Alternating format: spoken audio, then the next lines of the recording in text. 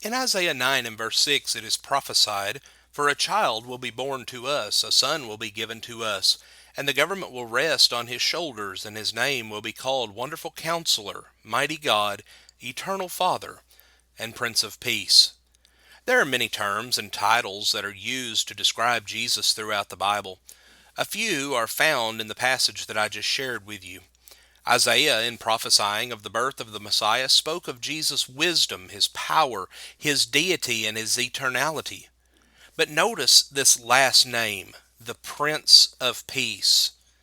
Jesus is the one who would bring peace.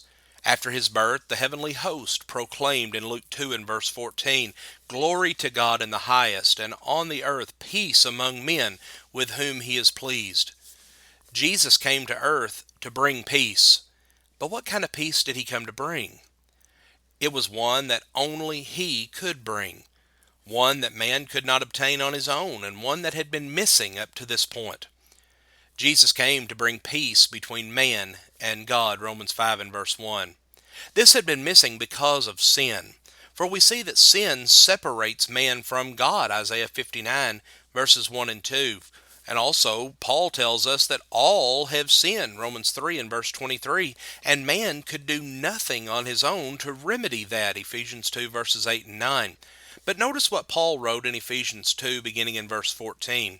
"For he himself is our peace, who made both groups into one and broke down the barrier of the dividing wall by abolishing in his flesh the enmity which is the law of commandments contained in ordinances, so that in himself he might make the two into one new man, thus establishing peace, and might reconcile them both in one body to God, through the cross, by it having to put to death the enmity. And he came and preached peace to you who were far away, and peace to those who were near." This passage teaches us a few things. First, this peace is available to every person. It's open to both groups mentioned here, both Jews and Gentiles. Those who are far away, referring to Gentiles, and those who are near, meaning Jews, would be able to access this peace. Second, they would have peace as one new man. They could not enjoy peace with God while remaining in their old sinful state. There must be a definite contrast between the old self and the new self, as evidenced by Paul in Colossians 3 verses 9 and 10. There would have to be a change of life. Third, we see that the peace that comes from being reconciled to God. They have peace in being brought back into a right relationship with Him.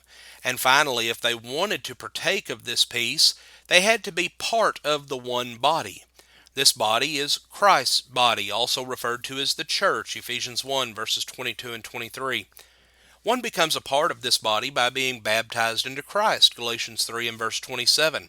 So there are conditions that must be met in order to enjoy peace with God, but none of it would be possible without the work of Jesus Christ. It's also important to note that Jesus did not come to establish peace among men. Consider what Jesus did in Matthew 10, beginning in verse 34. "Do not think that I am come to bring peace on earth. I did not come to bring peace, but a sword. For I came to set a man against his father, and a daughter against her mother, and a daughter-in-law against her mother-in-law. And a man's enemies will be the members of his household." Friends, Jesus' purpose in coming to earth was not to make peace with men.